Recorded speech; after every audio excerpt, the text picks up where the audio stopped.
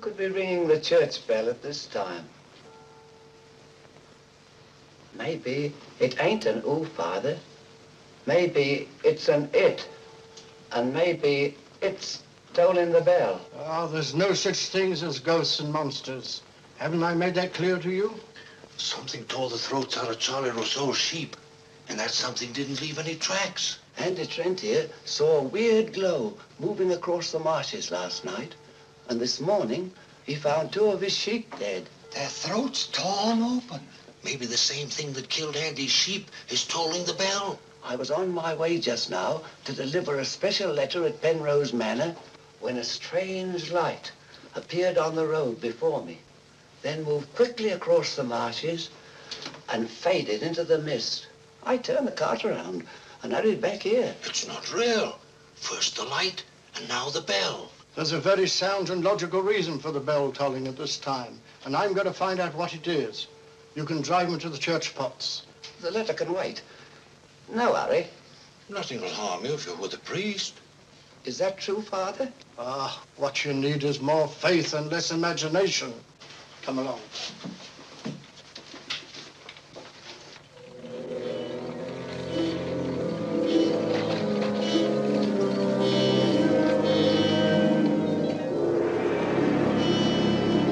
I'd better deliver that letter to the manor.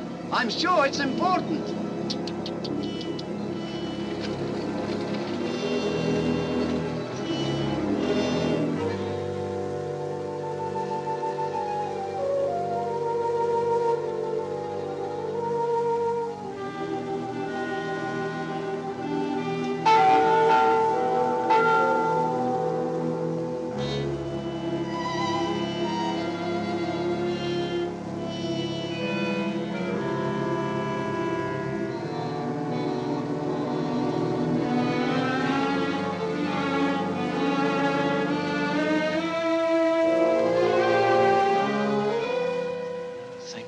That bell has stopped. Odd. It's tolling at this time of night. I don't like it. What with this phantom roaming the marshes? I saw it again tonight. Who would that be?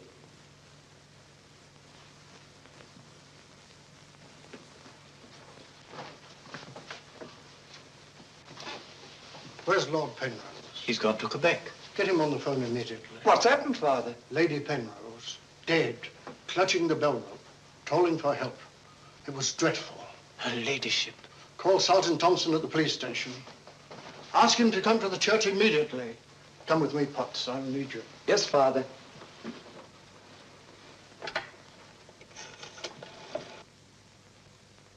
Operator, put me through to Quebec.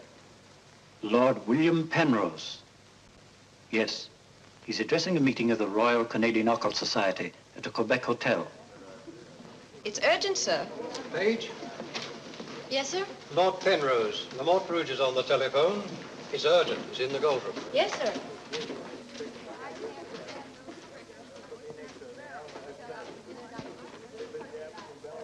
Gentlemen, as you know, the greatest obstacle in proving the authenticity of the occult lies in finding facts. However, if the facts are there, even the most hardened skeptic, provided he has an open mind, must finally acknowledge the actual existence of the supernatural. Do you admit that, Mr. Holmes? Facts are always convincing, Lord Penrose. It's the conclusions drawn from facts that are frequently in error. Yes, in the case of the Hound of the Baskervilles, as well as in the adventure of the Sussex Vampire, we found Watson, please. Oh, sorry. Well, gentlemen, this time I have facts. Cold facts. Many years ago, 100 to be exact, an apparition appeared at night in the village now called La Mort Rouge. The following morning, 3 people were found dead, their throats torn out, hence the town's rather grim name. Interesting, yes. But facts, no. I hardly think the tales of superstitious peasants can be considered... I haven't finished, Mr. Holmes. La Mort Rouge has again been the scene of these strange and unexplainable occurrences. Unexplainable, that is, from your point of view. Several of our most responsible citizens have actually seen the strange apparition on the marshes at night. And next morning, sheep were discovered. With their throats torn out and no traces of the killer anywhere to be found. Oh, you read about it in the papers. No, as a matter of fact, I haven't. It was merely a deduction. A rather obvious one, I'm afraid. Deductions are a weakness of mine, as Dr. Watson can tell you. Would you believe it? Holmes can... Well, those are facts, Mr. Holmes. Ignore them if you can. But it's very urgent, sir. Okay, well, go ahead. Thank you. I never ignore facts, Lord Penrose. And I have no doubt that the incident of the sheep with their throats torn out is unquestionably a fact. However, the interpretation of this fact as being final proof of the existence of the supernatural is merely supposition, and therefore cannot be accepted without further data. Your opinions, Mr. Holmes, are undoubtedly the result of your inability to cope with something beyond the realm of your comprehension. Why so, man? I'm sorry, John, but this ridiculous skepticism... Yes, what is it, my boy? La Rouge on the telephone, sir. Very urgent, my lord. Excuse me, gentlemen. I'm afraid, Lord Oh, it's Penrose... quite understandable, Sir John. Lord Penrose is deeply entrenched in his beliefs. That's his privilege. Well, hang it all, Holmes, the fellow was positively rude. Well, shall we see a little overwrought, Watson? I'm leaving immediately.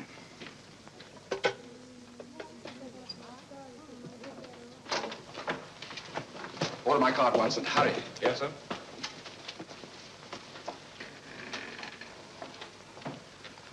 Gentlemen, my wife has just been found dead. Her throat torn out. In exactly the same manner as the sheep. This is terrible. I say, you don't think that it's... Undoubtedly, Mr. Holmes, you would call it murder by person or persons unknown. I'm sorry. If I can be of any assistance... Thank you, no. I'm afraid the happenings in La Rouge wouldn't interest you, Mr. Holmes. Under the circumstances, I think we should adjourn. Yes, indeed, Sir John. Holmes, what a terrible thing. Now, Sir John, would you be good enough to convey our condolences to Lord Penrose? Yes, I'd be glad. Say, well, can't we get something to eat before we leave? We don't often get food like you do here. Don't you ever think of anything else besides your stomach? No, not often. I gotta get a paper. Morning. Good morning, sir. I imagine you'll be glad to get back to London, Mr. Holmes. Yes, indeed. Oh, by the way, there's a letter for you, sir. Thank you. Oh, here's something about Lady Penrose. She was found in the church with her throat horribly cut. Evidently dragged herself from the marshes nearby and tried to summon help with a bell rope. What's in it? What is it, Holmes? Listen to this, Watson. Huh? My dear Mr. Holmes, I have every reason to believe my life is in danger. Yet, if you were to ask me how I know, I couldn't give you a logical answer. There is nothing tangible, yet like a terrible premonition, it is all so frightfully real. I heard of your being in Quebec, and I'm turning to you, a stranger, and asking your help in the frantic hope that you will not fail me. Oh, who's it from? It's signed Lillian Penrose. Lady Penrose? A letter from the dead woman? Well, what's it mean, Holmes? I should say that Lady Penrose lived in fear of her life. Some secret hidden in her past, in all probability. Oh, perhaps it isn't as simple as that. What if Penrose is right? I'm glad we're going back to London. Things like that can't happen in Baker Street. More's the pity, Watson. Huh? Do you know a village by the name of La Rouge? Yes, sir. It's about 12 miles from here, up towards the falls. Thank you. Great Scott, Holmes. You mean you're going to take on the case? Quite. Telephone the airport and cancel our reservations, will you? Certainly, sir. Consider, Watson, the irony, the tragic irony. We've accepted a commission from the victim to find her murderer. For the first time, we've been retained by a corpse.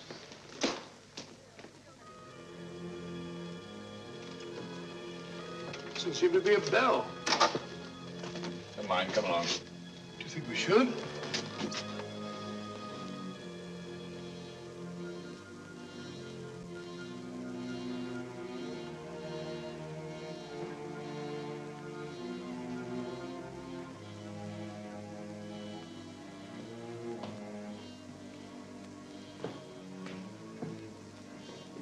What a cold, cheerless-looking room.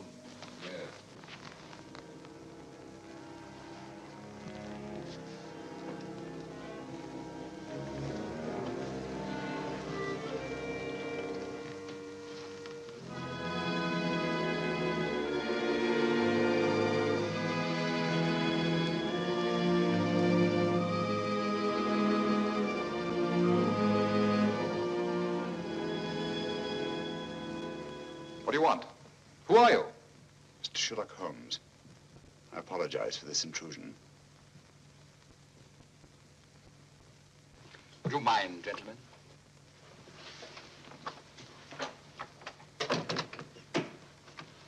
Mr. Holmes, is it your custom to burst into people's houses without ringing the bell? We couldn't find the bell, sir. If you've come here to use the death of my wife to prove your theories, I must ask you to leave. Penrose, I received this letter from Lady Penrose this morning.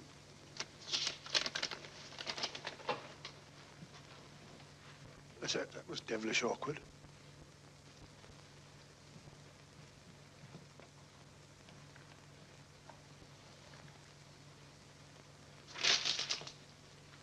I'm afraid you're a little late, Mr. Holmes. My wife's dead.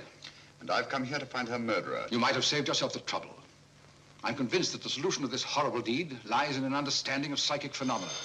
Although I don't expect you to admit that, Mr. Holmes. I assure you, Penrose, I neither believe nor disbelieve in anything, including psychic phenomena.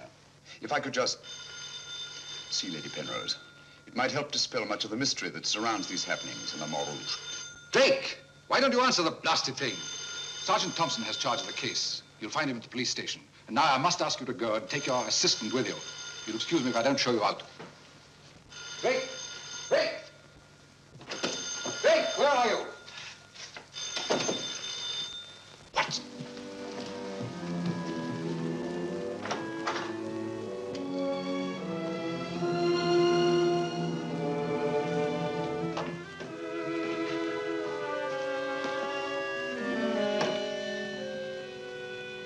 I've seen her before. Right, Watson, you have. Yes, but where? Never mind that now. We must examine the wound before Penrose returns and has us thrown out of the house. Clumsy job. Just missed the jugular vein. Must have bled to death. And it bled for several hours, eh? Possibly more. Long enough for Penrose to leave Le Rouge and reach Quebec in time for the meeting? Holmes, you don't suspect I Penrose? suspect nobody, Watson. I was just asking a question. I beg your pardon, gentlemen. There is another who desired the death of her ladyship. I saw it last night in the fields, moving in and out of the shadows. You're the butler, aren't you? I was the butler. I've given notice.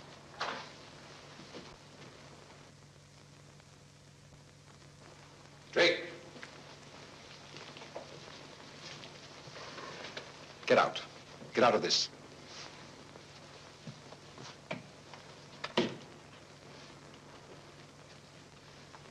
I trust you found what you were looking for. Two things have been made clear to me, Penrose. That your wife was murdered and that she's Lillian Gentry. Lillian Gentry? Will you leave, or must I call the police? That will not be necessary. We're on our way to the police station now. The wounds found on Lady Penrose's throat are identical with those found on the throats of the dead sheep. Now, I'm not a superstitious man, Mr. Holmes, but I don't know of any weapon capable of inflicting such wounds, except an animal's claw. Of course, it could be done by a five-pronged garden weeder. Not that garden weeder, Mr. Holmes, that's mine. I use it to weed the garden at the back of the jail. I'm inclined to agree with the Sergeant, Holmes. A weapon such as that would have severed the jugular vein, and death would have followed immediately. Lady Penrose lived long enough to drag herself to the church and toll the bell in a frantic effort to call for help. Yes, I know all about that. But there must be some logical motive instead of all these goblins and monsters. Sergeant, have you ever heard of Lillian Gentry? No, I can't say that I have, Mr. Holmes. She was a famous actress who came to America some time ago. She appeared for many years in the United States and Canada. Then suddenly she disappeared. Her disappearance was never explained, and she was soon forgotten. But what's the connection between Lillian Gentry's disappearance and the death of Lady Penrose? Lillian Gentry and Lady Penrose are one and the same person. The same person? Precisely. One more question, Sergeant. Do your files show anyone with a prison record living in La Rouge? No, Mr. Holmes. The only person having any connection with a prison is Emil. He came here 2 years ago with his daughter and bought the hotel. He was a guard at Talon Prison. Thank you, Sergeant. I hear there are a lot of prairie chicken in these parts. I'd like to have a bag of them someday. I think that can be arranged, though. Yes, we can stop over at the farmyard and you can shoot all the chickens you want. That's all very funny, Holmes. Here you are, old fellow. We're going to engage rooms at Monsieur Journet's hotel. Landlord! I say landlord! Place seems deserted. Won't be for long if you bellow like that. Landlord! Oh, sorry, Holmes. Got to try and make summer. Yes, monsieur. My dear, have you got a room for us? Yes, monsieur. Good. Sign here, please. I'll sign for us both. Oh, thank you. You seem very young to be in charge here. Yes, monsieur. You are Mademoiselle Journay? Marie's your name, monsieur. My dear, you've been crying. Why? Papa's going away. Oh, come now. Is that such a tragedy? Did you cry if your papa were going away, Watson? I don't believe so. This way, monsieur. Bring your bags, please. Yes, of course. Wouldn't I be unhappy if my father were seen my father for years? Father died about 20 years ago in Cheltenham.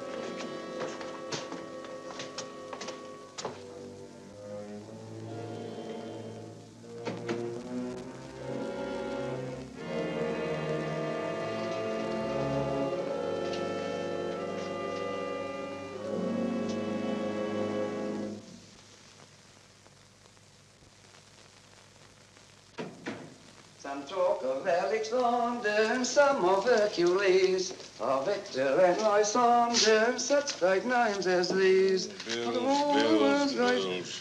That's the way it goes, Emil. It costs money to be born, and it costs money to die.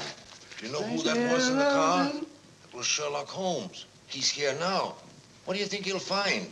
Ghosts and monsters? What else is there for him to find? There's I don't know. You're afraid, Emil. Of course I am, and so are you. Who isn't? Why should Sherlock Holmes come here? To investigate the death of Lady Penrose. What else? I'm afraid Mr. Holmes will return to London a sadder but a wiser man. Why do you say that? Well, you can't arrest ghosts and monsters, can you now? Well, I'm on my way. The mail must be delivered. Some talk of Hercules, some of Hercules. That's better. This room gives me the creeps. It is very seldom used, monsieur. It isn't often that strangers come to Le Mort Rouge, and when they do, they never stay. I can't say that I blame them. Will your father be away for long? I don't know, monsieur. When is he leaving? I don't know. Marie! If you need anything, just ring, monsieur. That girl's frightened, Holmes. Obviously. She made the mistake of telling us that her father was leaving. Huh? You don't think that Journay... Suppose we have a little talk to Monsieur Journay. It might prove illuminating. Didn't I tell you not to answer any questions? Yes. Didn't I tell you to keep a silent tongue in your mouth? Yes, Papa. So you told them I was going away? Yes, Papa. I'll teach you to keep your mouth shut. Monsieur Journay, just why are you leaving La Mort Rouge at this particular time? I'm not leaving. What gave you the idea that I was? Your daughter? My daughter's mistaken. I merely said that I would like to go away. I've just been teaching her the difference. Yes, so I observed. I can't say that I approve of your method, sir. I'll ask you to mind your own business. Run along, dear. Oh, there, my dear. Disgraceful, hitting a child. Monsieur Journay is quite right. It's none of our business. Monsieur Journay, what do you know of the death of Lady Penrose? Only what everyone in the village knows, that she was killed by the monster. You've seen this monster? No, but who else could have done this terrible thing? Sheep have been killed, their throats torn out. You were a jailer at town and prison, weren't you? Oh, yes, monsieur. Why did you decide to come to La Mort Rouge? Well, I always wanted to own a hotel, and I heard this one was for sale, so I bought it. That was 2 years ago. Yes. I believe it was about the time the monster made his reappearance, wasn't it? Do you suspect me of being the monster, Mr. Holmes? No. I was just remarking a coincidence. I thought you didn't believe in those things, Holmes. Quite right, Watson, I don't. At least, not in the supernatural variety. Not the werewolf who bites into his victim's throat with his teeth. But, a monster who uses for his weapon of death a 5-pronged garden weeder. Yes, that's a little more in my line. I don't know what you mean. I mean that this monster's been recreated and used as a screen behind which to commit a horrible crime. Whoever did it felt certain that no suspicion could possibly fall on him. But my unexpected arrival upset his plans. Very possibly he became frightened, decided to run away. You're right, monsieur. I was running away. But not for the reason you think, but in fear of my life. And who would want to kill you? I don't know. It's like some terrible premonition. But it's so real. The very word, it's in Lady Penrose's letter. Yes. That still doesn't explain this garden weeder. I swear to you, I know nothing about its being here. Haven't we better send for that fellow, Sergeant Thompson? No, Watson, that won't be necessary.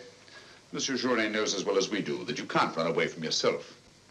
Oh, would you be so good as to return this to Sergeant Thompson, monsieur? I took it away quite by accident.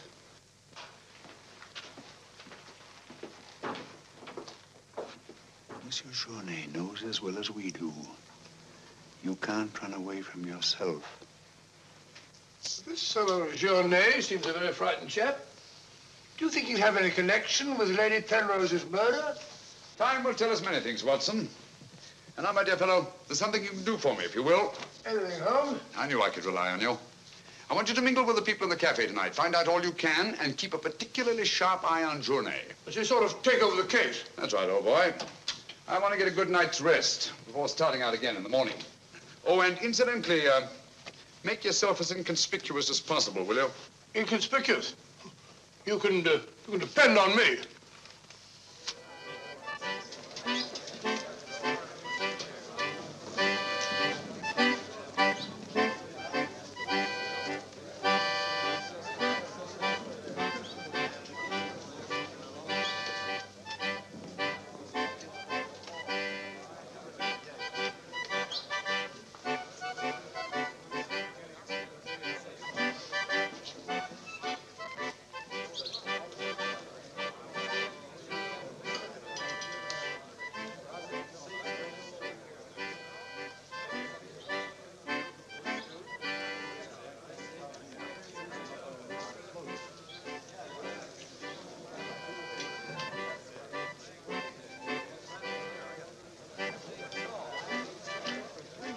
Thank you, my dear. I'm glad to see that the tears are all gone. You feeling better? Thanks to you and Mr. Holmes, Papa's not going away. Not going away? Oh, good.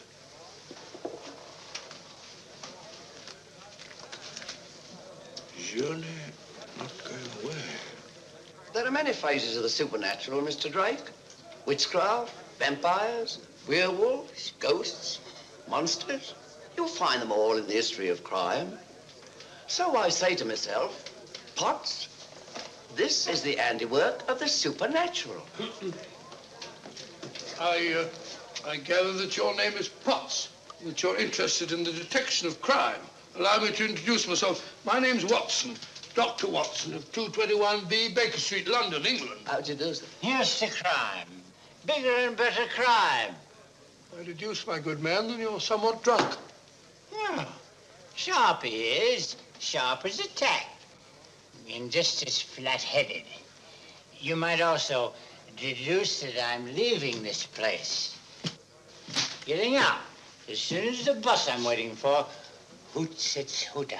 I believe they say honks its hooter in these parts. Hoots to me, honk to you.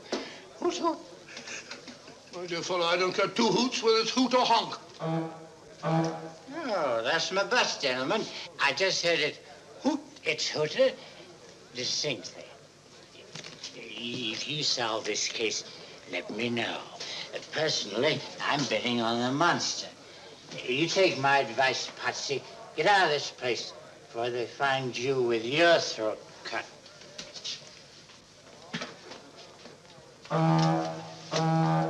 Hoots its hooter.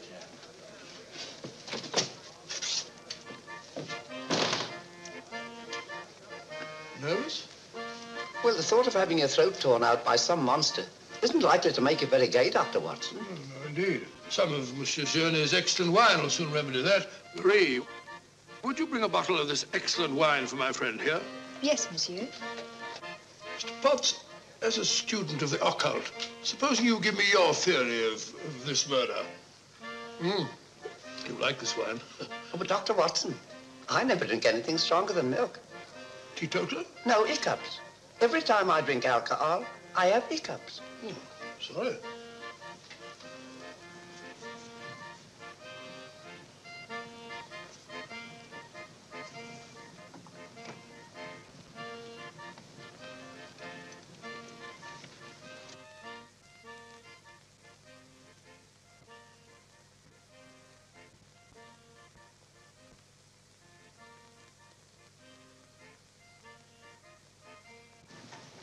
Mr. Holmes.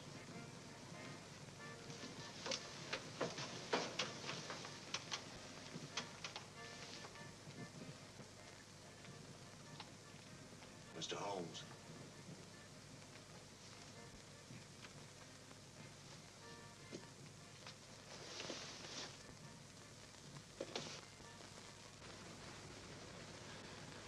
This circle is where the murder actually occurred. Yes, Mr. Holmes.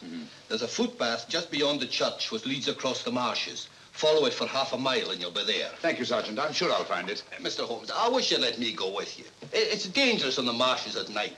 These swamps, one false step... I'm sorry, Sergeant, but it's important that I go alone. I'll keep close to the path. Well, will Dr. Watson be going with you? No, Sergeant. I asked him to do some research work of his own, and by now he's probably magnificently involved. Good night. Good night, Mr. Holmes. But according to your theory, Dr. Watson, everyone in the village is under suspicion. Pardon me. It's quite all right. Oh, thank you. Murder is a very interesting study, gentlemen. I well recall a short story by that brilliant author, G.K. Chesterton, in which the murder is committed by a postman. I refer, of course, to the Invisible Man, a brilliant bit of deduction on the part of Father Brown. I'm a postman. Precisely why I mentioned it, to illustrate the absurdity of assuming because one man in a postman's uniform is the murderer, any other man in the same uniform should be suspected. Thanks. Had me worried for a minute. Oh, what flabby-dab. A child can see that this ridiculous monster has got you all afraid of your own shadow. I saw Lady Penrose. I wouldn't like it to happen to me. I'll be getting on. I'm going with you. Good night, Doctor. Good night. It's right all right.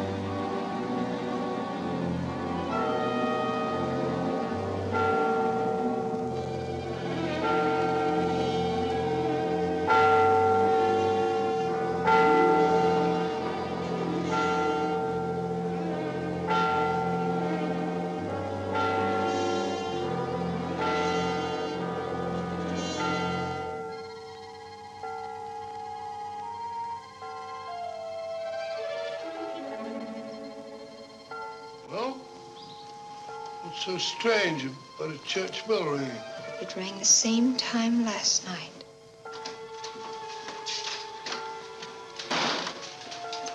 Excuse me, Dr. Watson. Can you tell me if Mr. Holmes is armed? Armed, my dear fellow? Why should he be? He's gone to bed. You're wrong, Doctor. He went out in the marshes alone.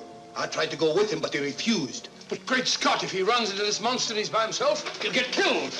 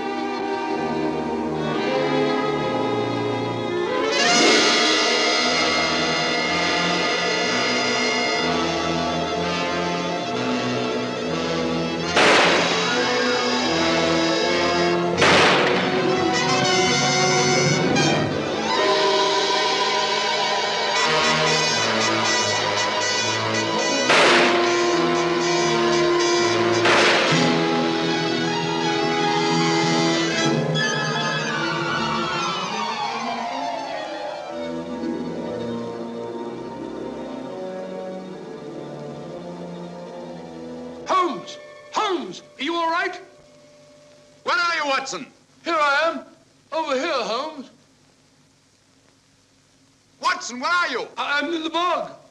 Oh, good gracious. Come here. Your instructions were to mingle with the people and stay in the cafe. Sergeant Thompson said you were out here alone, so I thought you might need help. Yes, so you proceeded to fall in the bog, eh? Fall? I was pushed into the blasted thing. Pushed by the most ghastly apparition.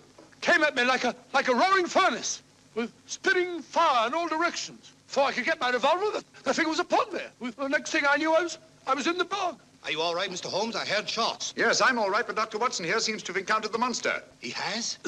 Come on, old fella. We'd better get you out of these wet clothes and into a hot tub before you catch a death of cold.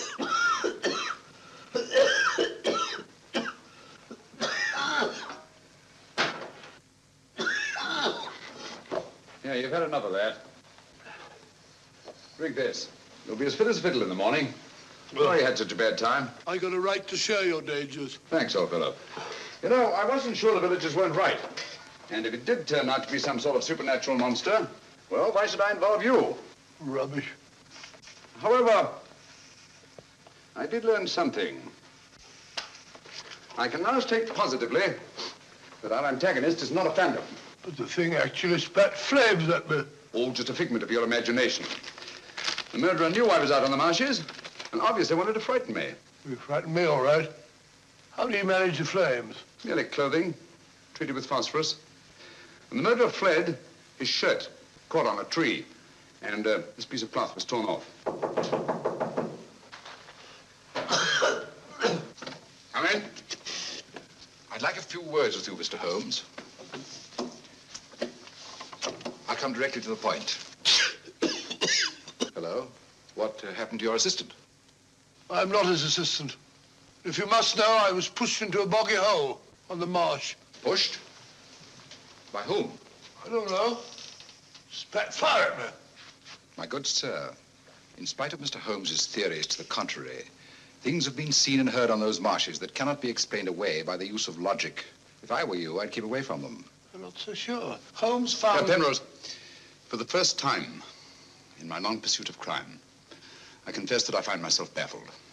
I'm a detective. I need tangible clues.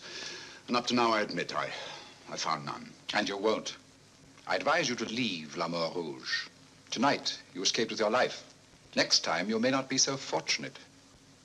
Thank you for your considerate advice, Lord Penrose. Good night, sir. Excuse me. Oh, good night. I don't like this fellow, Holmes. Why do you think he came here? He wanted to find out if we discovered anything. He seemed very pleased when I told him we hadn't. Now, Watson, there are one or two questions I want to ask Sergeant Thompson. You stay here. I have a vitally important job for you. Anything, Holmes? What do you want me to do? Go to bed. Yes, it's cotton fabric. Yeah, take a look. That discoloration. The purple ink must have been spilt on it. Possibly. I should say this cloth was red with blue lines. Probably large checks. Yes, it seems to have been laundered a good many times. The blue lines are almost completely erased. Yes, you can scarcely see them. It's good fabric, well woven, with a solid base. Hello, Bill. Hello, Sergeant. Your phone call must have been important to bring me over this time of the night. It was. This is Mr. Sherlock Holmes. He wants to ask you a few questions. This is Mr. Taylor, the storekeeper, Mr. Holmes. Oh, good evening, Mr. Taylor. Good evening, sir. Have you any shirts of this design? The squares are red and the lines blue. Yes, I have. Can you remember to whom you sold them? I can. I keep them in stock specially for Judge Brisson. He won't have anything else. Judge Brisson, who's he? A retired magistrate. He's a cripple, lives alone with his housekeeper. Have you sold any of these shirts to anyone else? No, sir. They're too expensive for the village and the boatmen. This is the finest material. Imported. You say Judge Brisson's a cripple? Yes, he was a magistrate in Quebec. Had a stroke about 2 years ago. That's why he retired and came here to live in La Mort Rouge. Just about the time that Monsieur Journey arrived here. Now that you mention it, it was just about then.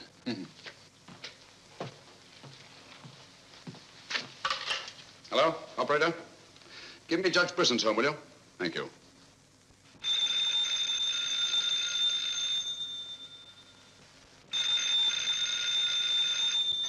Nora. Let it ring. And I told you not to answer the phone at night? Yes, sir. Well, then obey my orders. Yes, sir.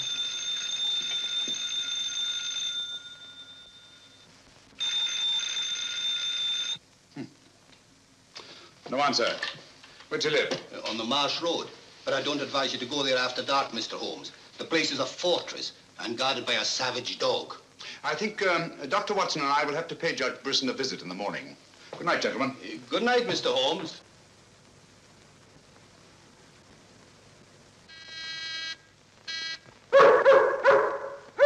Two locks on the door. One of them new. Yes, I should say that Lady Penrose's death had increased Judge Brisson's terror. Don't like the sound of that dog. No, sounds hungry. Possibly ravenous.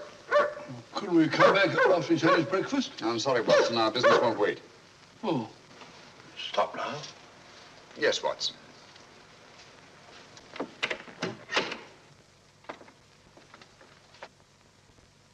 Good Fido. Good Fido. Good Monty. Good Winnie. Who is it? Sherlock Holmes and Dr. Watson. I telephoned Judge Brisson we were coming. You can't come in. He's given orders no one is to be admitted. You wouldn't want Judge Brisson's death on your hands, would you? No, sir. Then you'd better let us in. I'll probably lose my job for this. Not after we've talked to Judge Brisson. My good woman, you keep an eye on that dog. Oh, don't worry, Watson. You know as well as I do. The dog won't touch you if you're with its master or mistress. Well, you know it and I know it. You're quite sure the dog knows it. Good dog. Happy dog. Nice, Winnie. Good Winnie.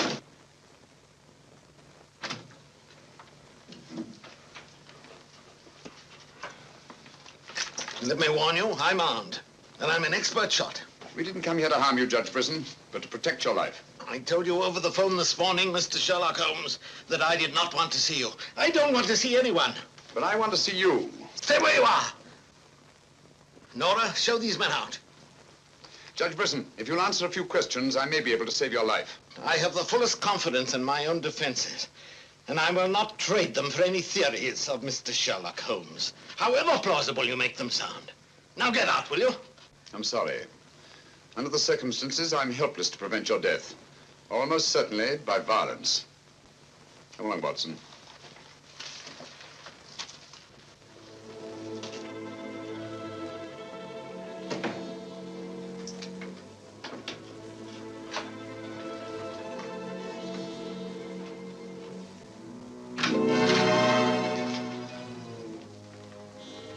Pardon me. May I trouble you with that envelope? I must have dropped it.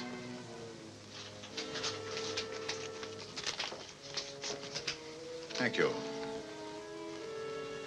You're a very clever man, Mr. Holmes. A crude device, Judge Brisson, but it's confirmed my suspicions that you're not the cripple you pretend to be.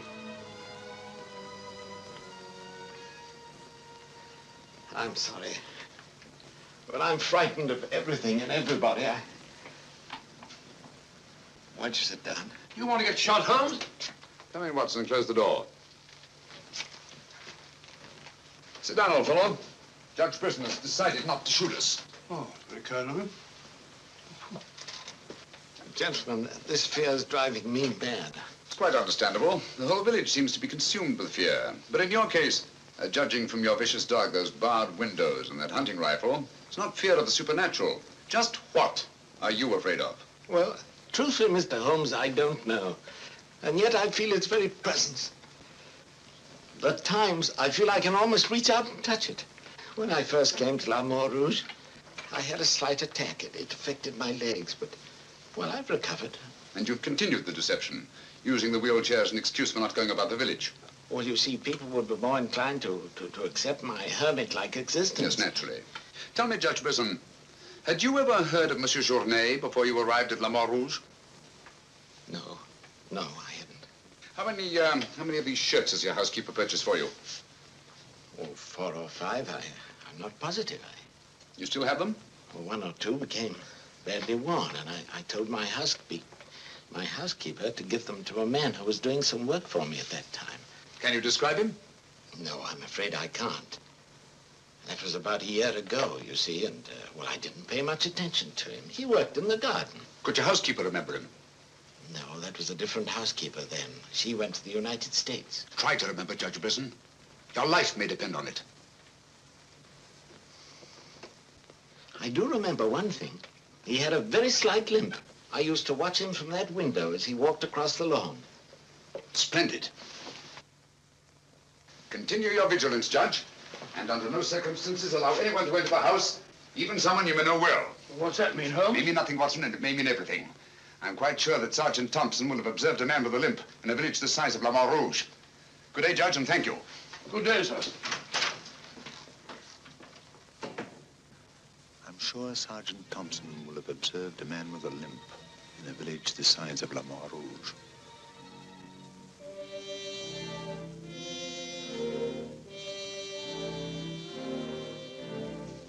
This is what's left of the Delaport Hotel, Mr. Holmes.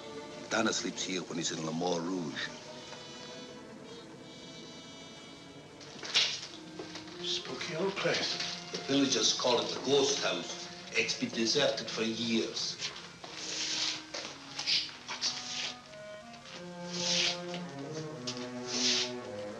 He walks with a limp.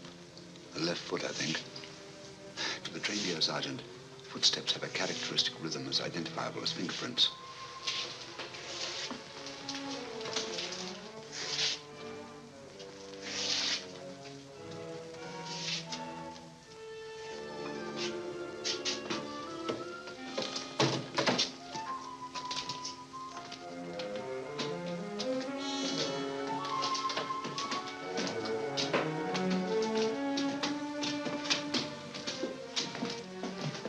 What do you want? We've come to have a talk with you, Tanner. I've done nothing. Then you won't mind answering a few questions. What do you want to know? Tell me, Tanner, where were you 2 nights ago? Down the river. And last night? I just got back tonight. You're lying. You can't frighten me. But now I got a job to do. It's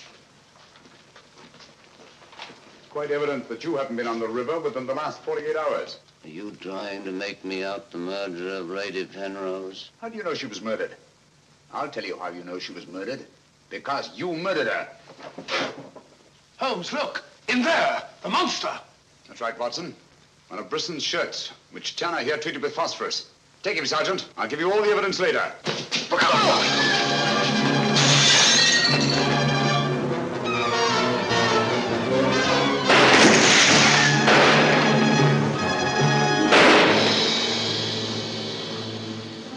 You got him, Sergeant? I'm sure of it.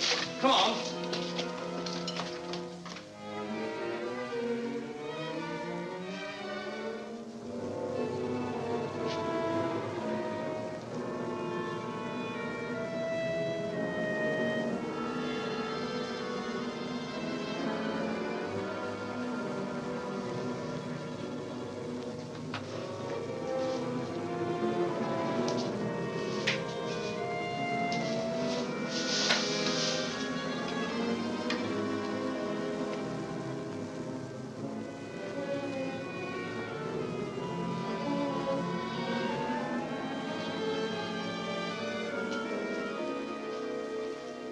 I see no reason why we shouldn't leave for home tomorrow.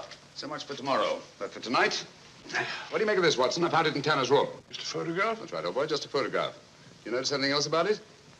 Part of it's missing. Bravo, Watson. Now, if we can find the missing half, notice the discoloration of the torn edge, faded signature. The upper half was torn off sometime within the last year, I should say. Well, why all this fuss about an old photograph? Watson, have you ever stopped to think that the science of detection is very much like stringing a handful of beads? I can't say I have. Well, it is. And in this particular case, you might say that I have 5 beads. Journée, Brisson, Tanner, Lord and Lady Penrose. So far, I haven't had any thread to string them together. This, gentlemen, is our thread. And I think I shall start with Lady Penrose. But Lady Penrose is dead. The dead can tell us many things, Sergeant. You and Dr. Watson remain here at the hotel. I'll meet you later. I'm sure you got Tanner, Sergeant. But Mr. Holmes is never satisfied with a dead criminal. He has to sit in on the post-mortem. Come along. Let's go downstairs and celebrate the death of the monster. That's a good idea, Doctor.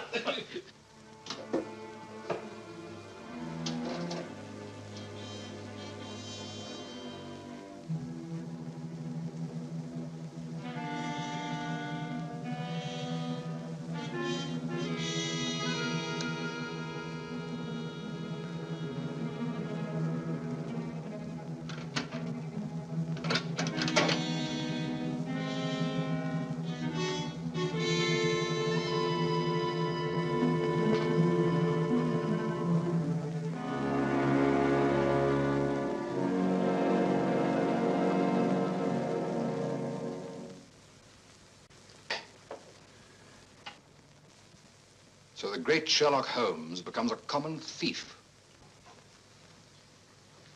You realize, of course, that I might have shot you. I knew that you'd refuse to see me, so naturally I had to take that chance. Tell me, who is Alistair Ramson? What has he to do with your being here? Perhaps this will explain.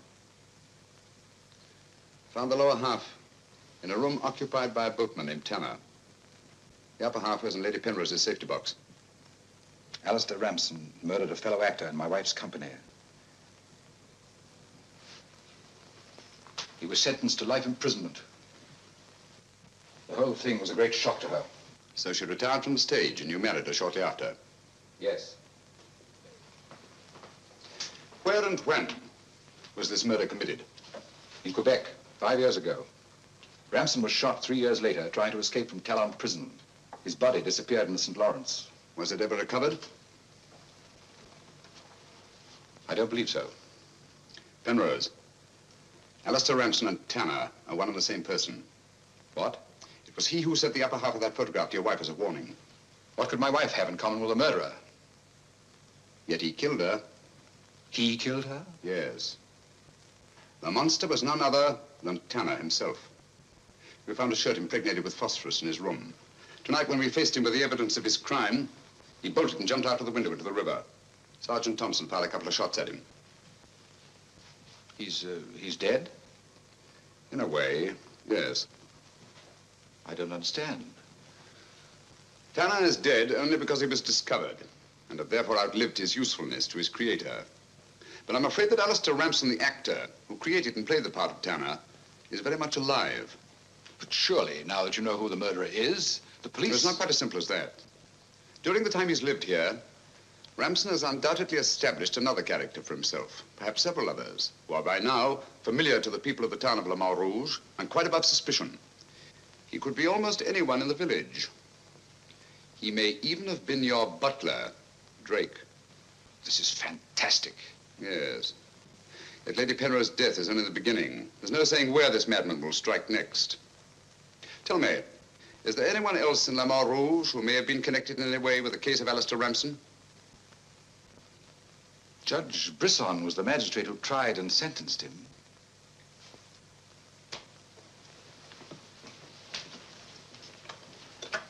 Operator? Operator, give me Judge Brisson's home. It's urgent.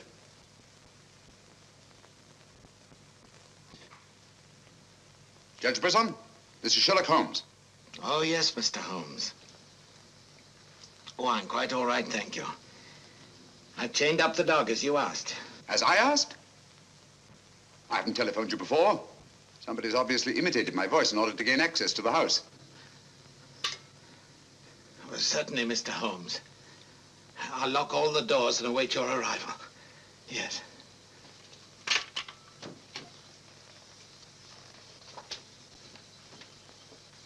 Nora! Nora! If I can be of any assistance, Mr. Holmes... Thank you, but I'm afraid... You think Judge Brisson's life's in danger? I only hope I'm in time to prevent a second murder.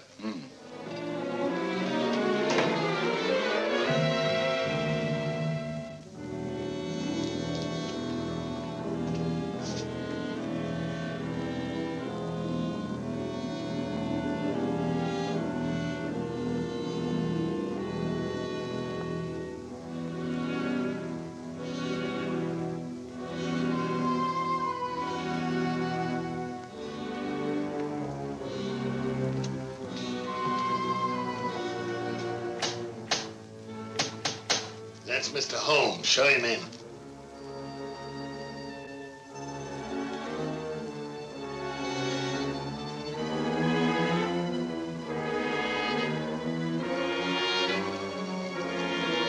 Hurry up, hurry up.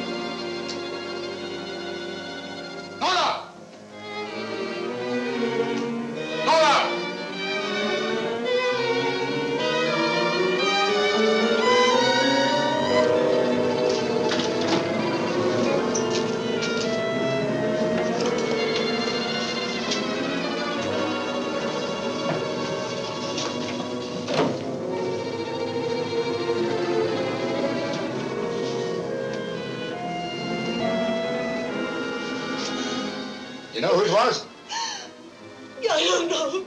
I don't know.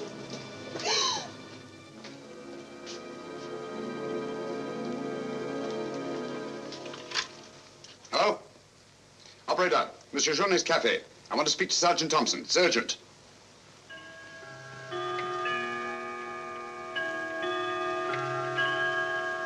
Sergeant Thompson, this is Sherlock Holmes. I'm at Judge Brisson's. He's been murdered.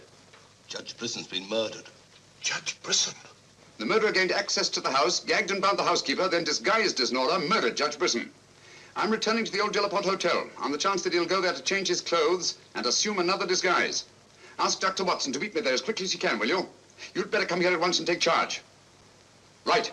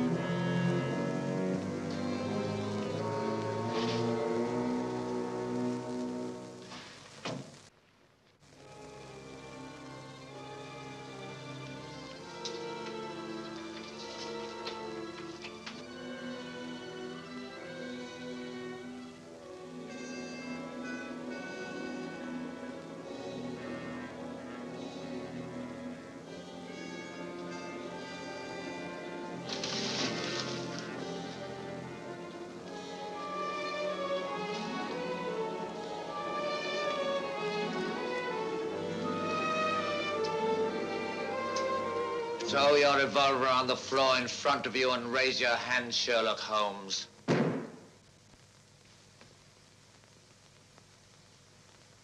I should have thought you would have felt more at home in the spotlight. I see you finally identified me. You know, Jack Tanner and Nora, the housekeeper, were brilliant. You should really take a bow. It's too bad you appeared on the scene when you did, and I had to ring down the curtain on the monster. Your recreation of the monster of La Mort Rouge as a means of murder must have given you great satisfaction. Why did you kill Lady Penrose? I see no reason why I shouldn't tell you. I couldn't bear the thought of another man possessing her. And Judge Brisson? During the trial, I grew to hate him. And when he sentenced me to prison, I vowed that someday I would escape and kill him. I see. Obviously, you planned still another murder. Otherwise, you'd have returned to the safety of your first disguise and defied me to find you. You're right. I am. There were 3 people in my life who had no right to live. 2 have already died. The 3rd remains. Tonight, I shall kill him. Mr. Holmes, I've always had the greatest admiration for your talents. Thank you. Your performance in this case has also been brilliant. So brilliant that I'm afraid I'm going to have to ring down the curtain on it a bit prematurely. Mr. Ramson, we are artists in our fashion, not creatures skulking in alleys. If our positions were reversed, I shouldn't think of sending you to your death. Lacking a few stray pieces of the puzzle? What do you want to know? The name of the 3rd person. I have no objection. If there is a hereafter, which I doubt, you and he will meet very soon, Mr. Holmes. The name of the 3rd person is...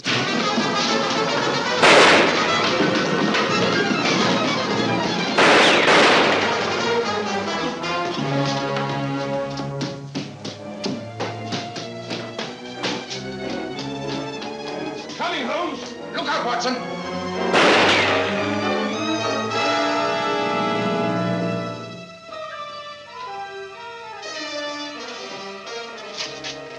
All right, Watson. Where is he, Holmes? He's gone. Thank heavens you're safe. Thank heaven you came and you did. There it is, Watson. Look out.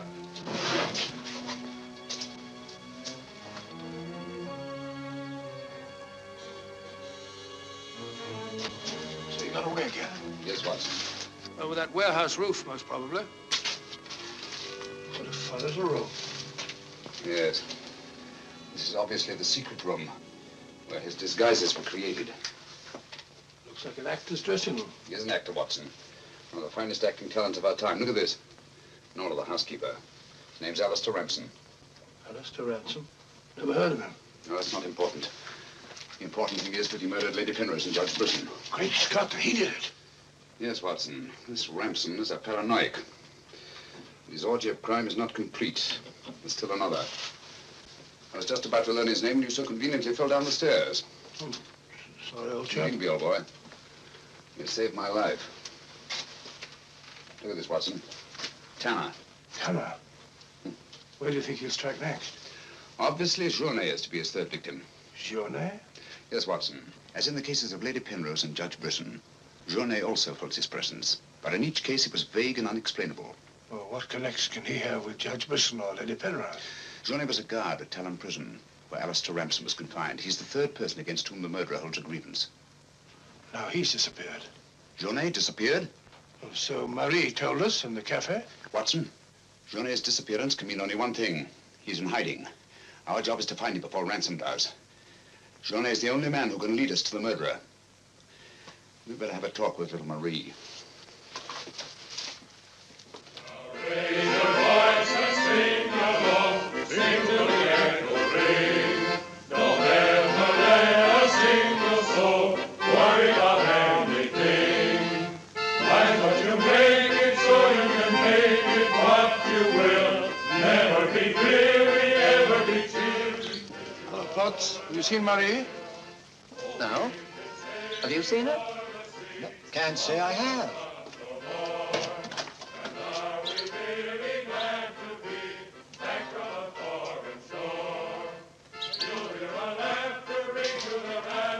Marie? Watson.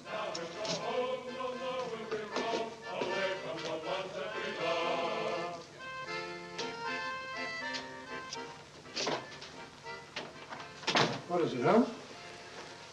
I'm afraid we're too late.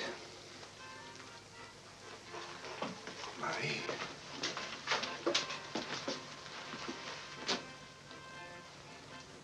Don't touch anything, Watson. Murdered in exactly the same way as Judge Brisson and Lady Penrose. Poor innocent little child. I should have prevented this. Nonsense, my dear chap. You did everything possible. How on earth could you have prevented it? The child's death is a tragedy, of course. I see exactly what happened. She was standing here by the desk, and the murderer came in by that door. He came in through that door, but Marie was not in the room. She alone, of all people in the cafe, saw Ransom enter this office. It was someone she knew well. Someone who might have a message from her father. So she followed him here. And when she refused to tell him where her father had gone, he killed her. Ransom already knew that Journey had disappeared, but he didn't know where. When he questioned her, she became suspicious, and it was then that he killed her. Telephone Sergeant Thompson, will you? And here's the Judge Brisson's. Ask him to come here at once. And see that no one leaves the cafe until he gets here. The murderer may be among them.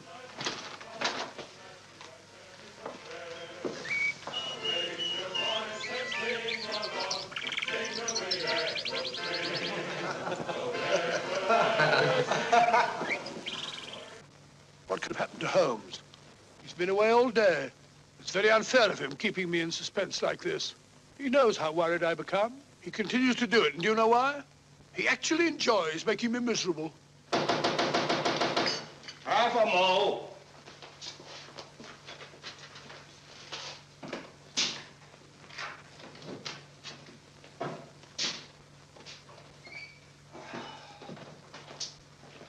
No good, Watson. It won't work. What won't work? I've been to every place where Journey could possibly be in hiding. Well, that's where you've been all day. Yes, Watson, and I must admit that I'm completely baffled. We've got to find Journey before it's too late. But how? I've been everywhere within a radius of 5 miles of this village. I've even been to the church. in the hope that he'd disguise himself and attend Mass. He may have gone to Quebec. Every road's covered. He hasn't left this vicinity, of that I'm certain. All right, I'll answer it. Hello? Hello?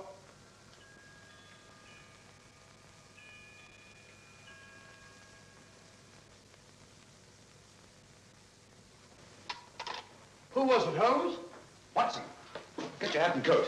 You're very rude, Holmes. You leave me all day long with that very dull inspector. I ask you a perfect polite question, and all you say is, Watson, get your hat and coat. We're going to find Journey. Sergeant, you wait here till I call. Watson, do this. Watson, do that. Watson, get your hat and coat. Watson, take that. Watson, do that. Brisson's house. Watson this, Watson. It's my opinion that Judge Brisson's house is the last place that you'll find Journey. Put yourself in Journey's position, Watson. Where's the most likely place that Ransom would look for you? Certainly not in the very house in which he's just killed one of his victims.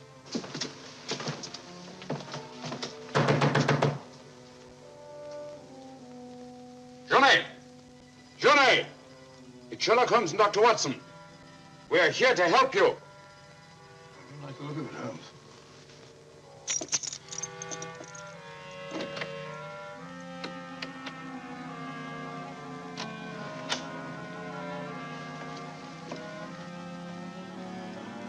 Holmes! Holmes! Where are you? Here I am, Watson.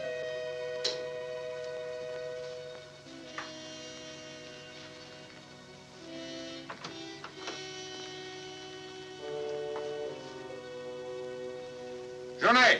What do you want? We've come to help you. How did you know I was here? When you called your hotel just now, I answered the telephone.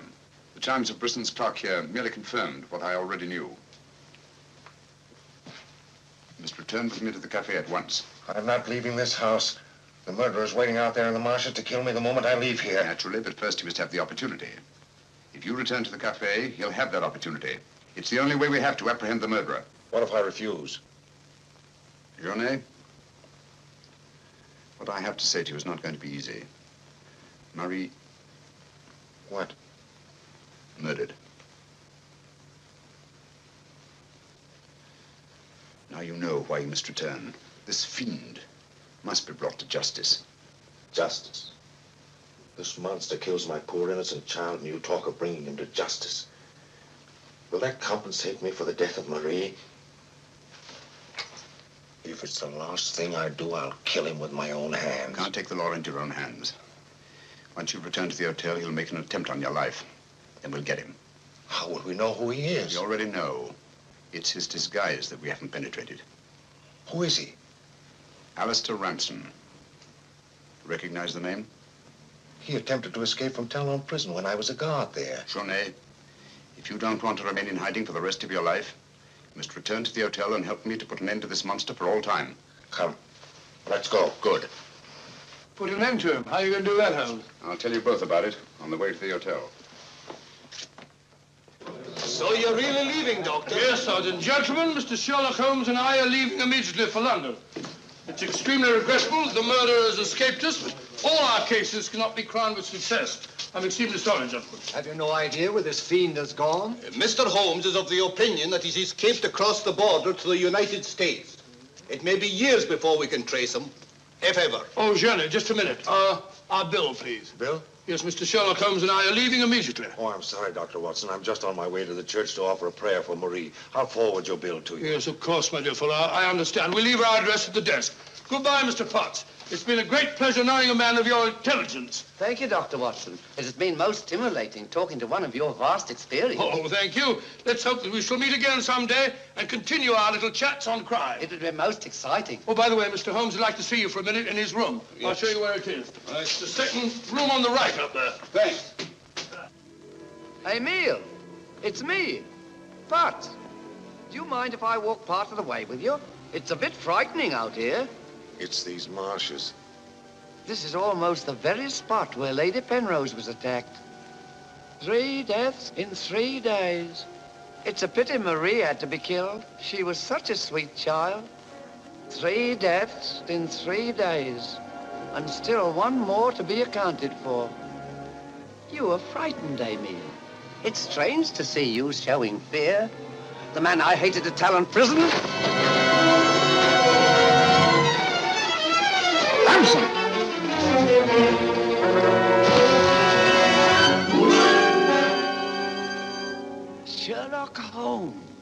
Yes, Mr. Ramson. So you see the final curtain has not fallen after all. I thought you were on your way to London. Naturally, that's what I wanted you to think. That's why Dr. Watson announced our departure in the cafe. Journey's leaving was purely bait to bring you into the open. I merely replaced Journey once he was outside on the street. May I say, Mr. Ramson, that your disguise as a postman was a masterpiece of ingenuity. Your very choice of the role put you above suspicion. It was quite easy. I simply disposed of the real Mr. Potts after he had passed his civil service examination and had been assigned to La Rouge. You realize, of course, that you'll never hand me over to the police alive. It's not my function to be your executioner. My duty is to hand you over to the authorities, which I fully intend to do. You're an optimist, Mr. Holmes. No, not necessarily. We're surrounded by police awaiting my signal.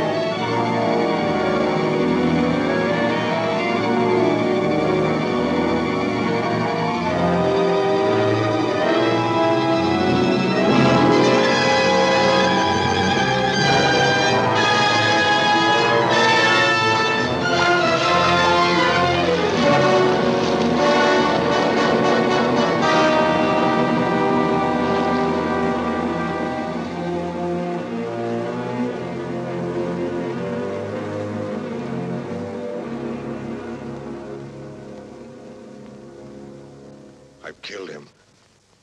With this. Ransom's instrument of death has been his own executioner. Well, gentlemen, our search for the monster has ended where it began, on the marshes. Eh, Watson?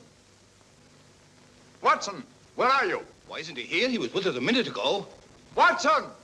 Here I am, Holmes. Where are you? I've fallen in another hole.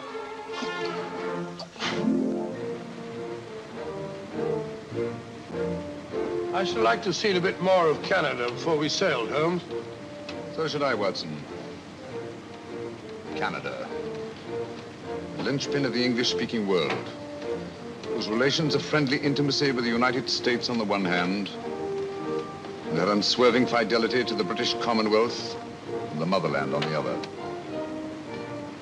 Canada. The link that joins together these great branches of the human family. Churchill say that? Yes, Watson, Churchill.